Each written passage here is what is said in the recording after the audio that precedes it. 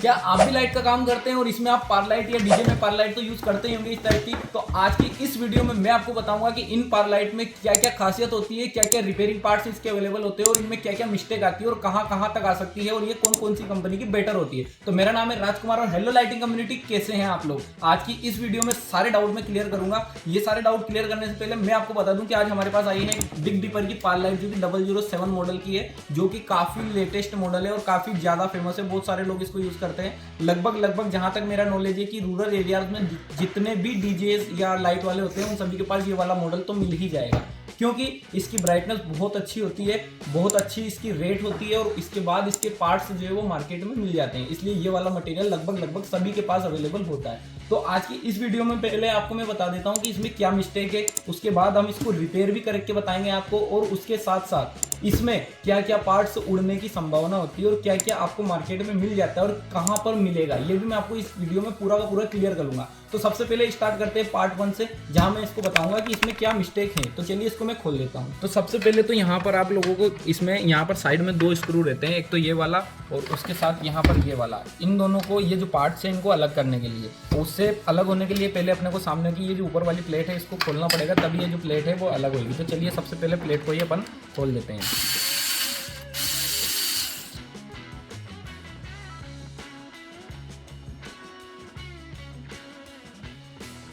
अब ये वाली जो मॉडल है ना, इसमें दोस्तों खासियत ये है कि इसमें जो लेंस है ना वो इस प्लास्टिक की प्लेट के अंदर ही एडजस्ट किए हुए हैं। देखिए यहाँ पर, ये देखिए पूरा का पूरा सिस्टम इसका यहाँ से बाहर आ गया और ये जो लेंस है ना इसको इसमें प्लास्टिक की प्लेट में ही एडजस्ट किया हुआ है। बहुत सारे ऐसे मॉडल आते हैं जिनमें प्लास्टिक की प्लेट नहीं होती है, प्लास्टिक का ऊपर का लोहे का रहता है और ये लेंस अलग रहते हैं। तो सारे मॉडल में अलग अलग होता है, तो वो ध्यान रखने वाली एक चीज़ होती है।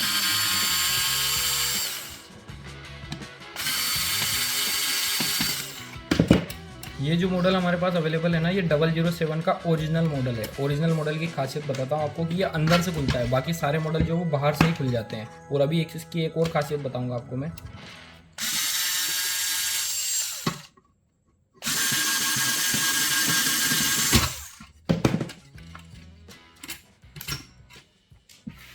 तो यहाँ से हमारी जो प्लेट है वो डिसअसेंबल हो जाती है। अब ये इसकी खासियत है कि इसके अंदर लगी हुई है हीट सीलिंग, और यहाँ पर इसकी जो प्लेट की मोटाई है ना ये भी बहुत अच्छी है। इसको बोलते हैं ओरिजिनल क्वालिटी। इसमें कॉपी वाले बहुत सारे आते हैं, देखिए इसकी खासियत। और इसमें सिंस 2003 लिखा होता है स्टिकर पे। चलो स्टिकर बाहर से चेंज भी हो सकता है, लेकिन ये चीज़ इसको आपको बिग डिपर के अलावा और किसी में नहीं मिलेगी। चलिए ये असेंबल होने के बाद अपन ये जो साइड की बॉडी है इसको खोल लेते हैं। तो यहाँ से इसको खोलने के लिए मैं स्क्रू ड्राइवर यूज़ करूँगा, और ये साइड वाले जो होल है इनमें आपको थोड़ा सावधानी से खोलना है और सावधानी से ही ये लगेगा।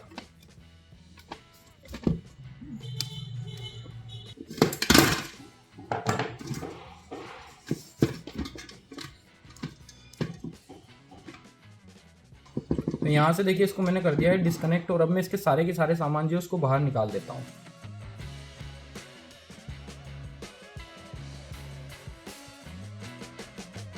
तो देखिए ये सारे के सारे पार्ट्स मैंने इसके डिसअसेंबल कर लिए। सबसे पहला पार्ट है हमारा लेंस, जो सबसे ऊपर होता है। उसके नीचे आती है हमारी प्लेट, उसके नीचे आता है हमारा फैन, और फैन के नीचे रहती है पावर सप्लाई, और पावर सप्लाई के नीचे रहती है हमारी मदरबोर्ड, ठीक है। और उसके बाद ये इसकी बॉडी है, ठीक है। इसको साइड में कर दिया, इसका कोई काम नहीं है। बाकी ये हमारे पूरे के पूरे जो पार्ट्स हैं वो डिसअसेंबल हो गए हैं। अब देखिए यहाँ पर सबसे पहले इसमें मैंने ये इतनी सारी पिनें जो है वो डिसअसेंबल की है। तो कौन सी पिन कहाँ से खुलेगी ये आपको याद रखना है। देखिए मैंने तो मेरे हिसाब से खोल दी है।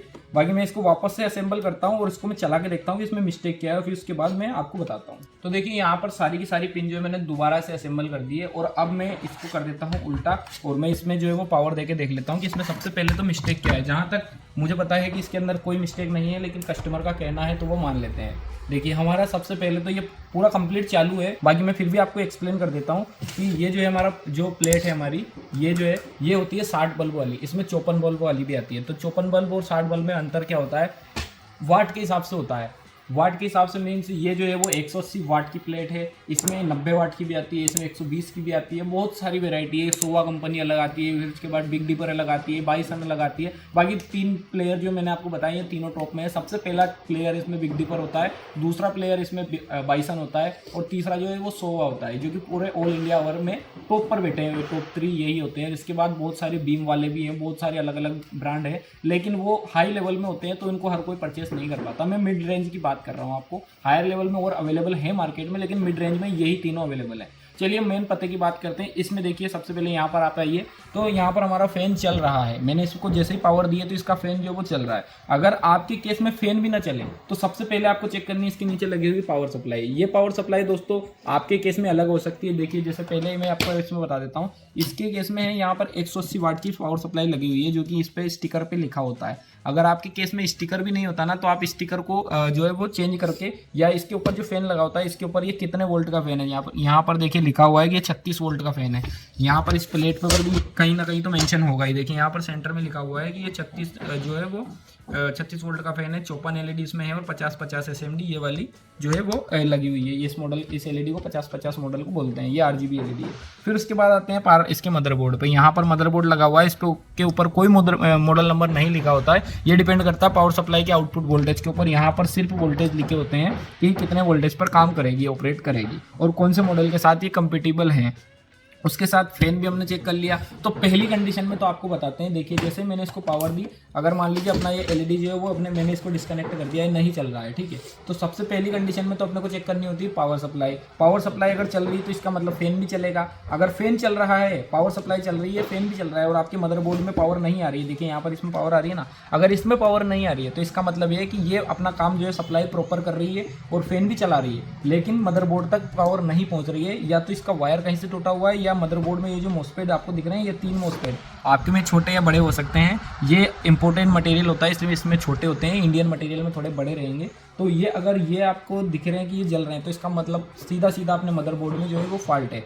अगर आपका मदरबोर्ड भी चल रहा है और आपकी ये जो एलईडी है, जैसे मैं इसको कनेक्ट कर देता हूँ, ये अभी तो फिलहाल तो चल रही है, देखिए ये चल रही है। अगर ये नहीं चलती है, मान लीजिए कि आपने ये कनेक्ट भी कर रखा है और ये नहीं चल रही है, फैन भी चल रहा है, मदरबोर्ड भी चल रहा है, लेकिन आपके जो है ये एलईडी जो है वो प्लेट जो है ये नहीं चल रही है, तो इसका मतलब ये कि आपकी पावर सप्लाई जो है वो वोल्टेज कम निकाल रही है। तो अभी जो लेटेस्ट पावर सप्लाई जो इंडियन सप्लाई होती है वो कुछ इस तरीके की रहती है, ठीक है। और ये जो है वो इसी की सप्लाई है 007 की। इसमें क्या होता है दोस्तों, यहाँ पर देखिए सबसे पहले तो यहाँ पर इनपुट होता है और यहाँ पर आउटपुट होता है। चाहे इनपुट इधर हो, आउटपुट हो, चाहे वो कोई सा भी साइड हो सकता है। मैं सिर्फ आपको एक एग्जांपल बता रहा हूँ, ठीक है।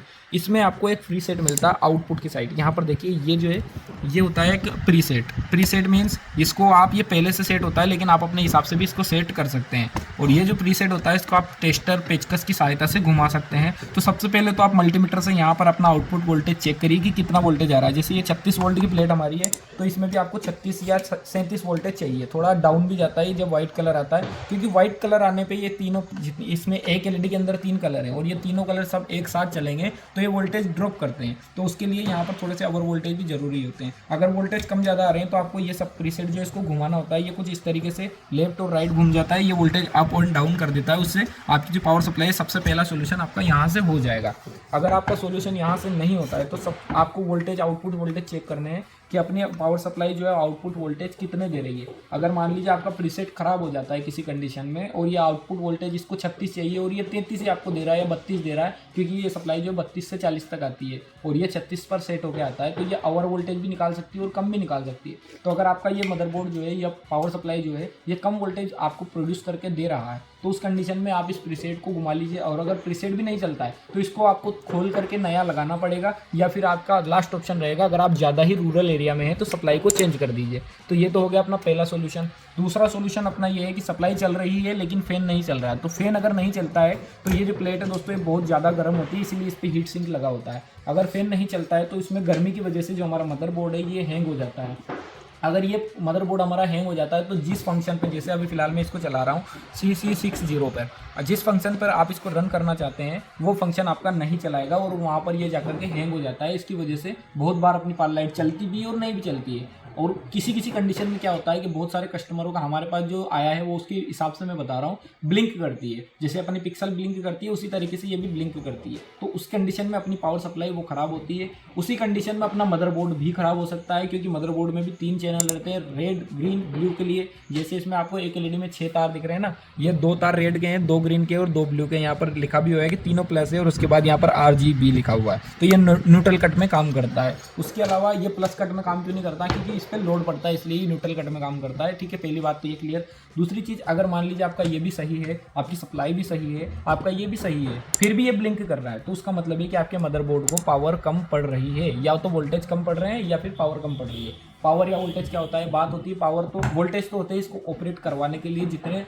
जिस चीज़ की ज़रूरत पड़ती है, और वो जो इसकी पावर होती है उसका मतलब होता है कि जब ये उसको ऑपरेट कर रहा होता है उस टाइम पे इसको पावर कम पड़ जाती है, या मान लीजिए एम्पियर कम बढ़ जाते हैं, तो उस टाइम पे ये जो ऑपरेट तो हो रहा है लेकिन सिर्फ उस स्पेसिफिक टाइम पर ही इसको वोल्ट कम पड़ रहे हैं, तो उसकी वजह से ये भी हैंग हो जाता है। तो उसके लिए एक सबसे नॉर्मल सॉल्यूशन बताता हूँ आप लोगों को, इसको डीअटैच करिए। अगर आपका ब्लिंक का इशू आ रहा है या ये मदरबोर्ड बार बार आपको बंद होकर चालू हो रहा है, बंद चालू हो रहा है, तो उस कंडीशन में आपको करना क्या है दोस्तों, इस वाली पिन को अपनी प्लेट से डिस्कनेक्ट करना है, और डिस्कनेक्ट करने के बाद आपको इसको चालू करके यहाँ पर आपको सेट कर लेना है। जैसे मैं यहाँ पर अभी यहाँ पर सेट कर देता हूँ।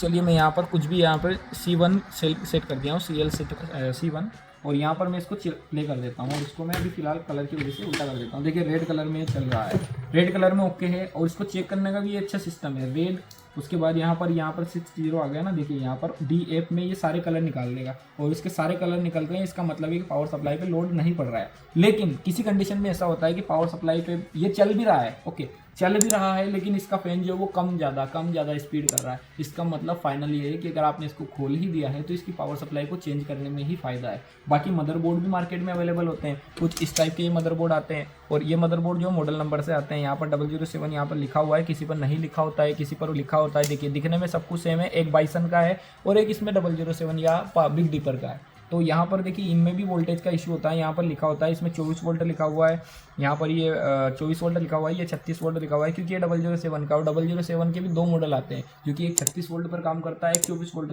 पर काम करता है, और एक 28 वोल्ट वाला भी आता था पिछले ज़माने के जिसके पास है, या 2020 से पहले के जिसके पास है, वो 28 वोल्ट वाले भी आते थे। तो इसलिए इनका जो है वो कभी भी फिक्स नहीं होता। बात रही पावर सप्लाई की, तो पावर सप्लाई भी मैंने आपको जैसे कि बताया, एक इस टाइप की आती है बाइसन में, जो कि 90 वोल्ट वाले मिलते हैं, तो यहाँ पर ही आती है। फिर उसके बाद ये बाइसन में ये वाली भी आती है, बिग डीपर में भी ये आती है, और बाइसन में भी आती है। तो सप्लाई सारी अलग अलग होती है, आपको पहले खोल कर देखना पड़ेगा। और अगर किसी भी कंडीशन में आपको पता ही नहीं चल रहा है कि आपके पास कौन सी सप्लाई है, तो सबसे बेस्ट सॉल्यूशन होता है, इसके मदरबोर्ड पर लिखा होता है कि कितने वोल्ट इसको चाहिए, इसकी जो प्लेट होती है उसके ऊपर लिखा होता है कि इसको कितने वोल्टेज चाहिए, उसके अलावा इसके फैन पर लिखा होता है कि इसको कितने वोल्टेज चाहिए। आप ये तीनों चीज़ें चेक करके भी अपने पावर सप्लाई को डिसाइड कर सकते हैं। लेकिन किसी कंडीशन में अगर आपके पूरा ये खराब हो गया है, तो इनके पार्ट्स भी आपको हमारी वेबसाइट पर, जो कि डिस्क्रिप्शन में आपको लिंक मिल रहा है ना, सारे के सारे, चाहे वो 54 LED हो, 60 LED हो, बाइसन हो, बिग डीपर हो, सोवा हो, सबका आइटम आपको हमारे वेबसाइट पर देखने को मिल जाएगा। पूरी की पूरी पावरलाइट की जो कैटेगरी है उसकी डिस्क्रिप्शन में आपको लिंक मिल जाएगी, वहाँ से आप नई पावरलाइट भी खरीद सकते हैं। और पहली कंडीशन हमारी वेबसाइट की या हमारी कंपनी की ये है कि हमारे यहाँ पर क्वालिटी में कभी भी कॉम्प्रोमाइज़ नहीं होता है, तो जो भी प्रोडक्ट मिलेंगे ओरिजिनल ही मिलेंगे। तो चलिए इस वीडियो को यहीं पर ख़त्म करते हैं। आशा करता हूँ कि आपको सब कुछ समझ में आ गया होगा। अभी देखिए मैंने इस वीडियो में बताया है कि पावरलाइट को रिपेयर कैसे करते हैं। अगर आपको पिक्सल से रिलेटेड वीडियोस देखने हैं तो यहाँ पर आपको क्लिक करना है, जिसमें आपको रेडीमेड सेटअप की जानकारी मिलेगी, और नीचे आपको क्लिक करना है जिसमें आपको वाईफाई कंट्रोलर के बारे में जानकारी मिल जाएगी।